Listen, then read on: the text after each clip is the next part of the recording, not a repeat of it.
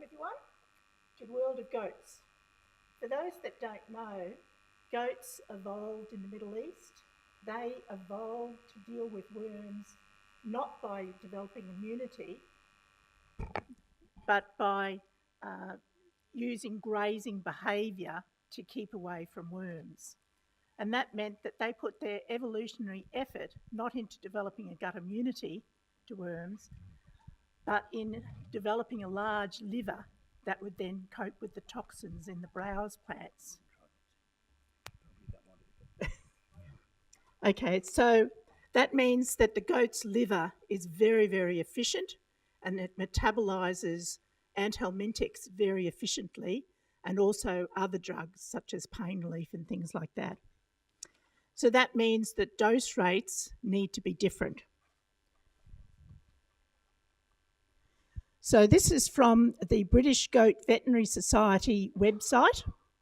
They are recommending white drenches at twice the dose rate and all others at 1.5 times the dose rate.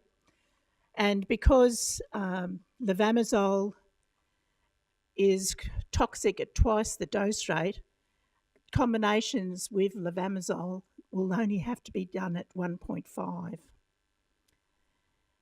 So that's the recommendation of the British Goat Veterinary Society.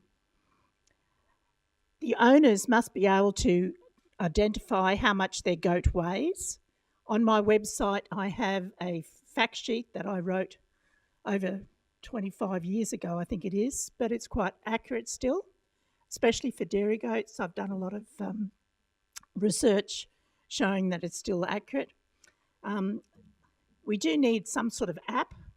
That's my ability to make apps on mobile phones. I stick it on the back.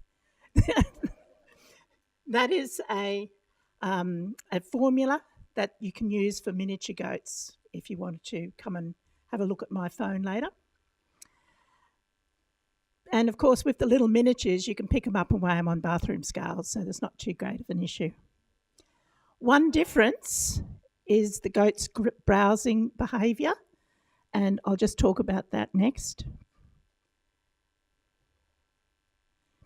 So most of the worm larvae, as we know, are in the bottom 5 centimetres of the pasture.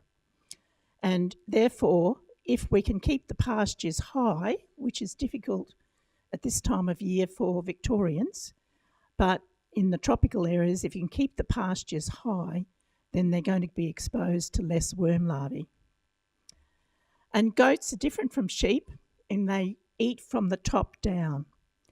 And that means that goats, if they're allowed to, will keep away from worm larvae if you can have them at very low stocking rates.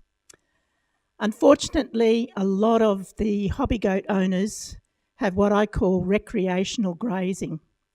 It's only just enough grass to give them worm larvae and not enough grass to give them any nutritional value, as you can see in this photo here.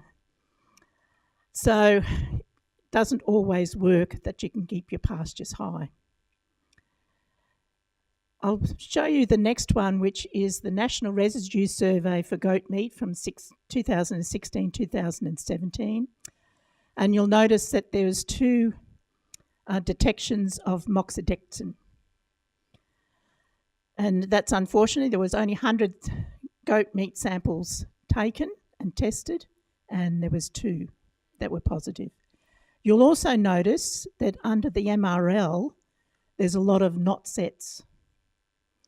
And this means that theoretically, there should be no detection of any unregistered worm drench in a goat.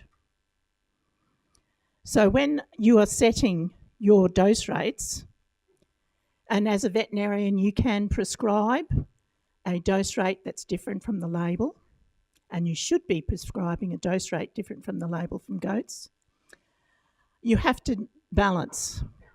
Goats they need a higher dose rate, but they should also be below the level of reporting for anthelmintics that are not registered for them, but they also have a very fast metabolism. And that's something that every veterinarian, when they write their prescription, must make their decision. And ParaBoss are going to have some guides later to help with this. So the American Consortium for Small Ruminant Parasite Control on their website have a dewormer chart for goats and also alpacas and sheep, and they are the withholding periods that they list, and that's a very useful website that you can use to look at meat and milk withholding periods. For dairy goats, there are only 2 worm drenches registered with milk withholding periods. That's Panacure and Capramec. There are 2 other drugs registered for meat, but there's no other drugs registered for milk. And that means making decisions in regard to combination drenches a lot more difficult.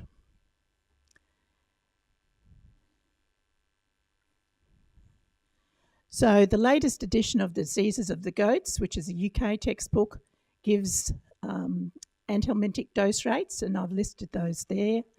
And basically, apart from levamisole at 1.5, the others are double. But there are no withholding periods given in that textbook.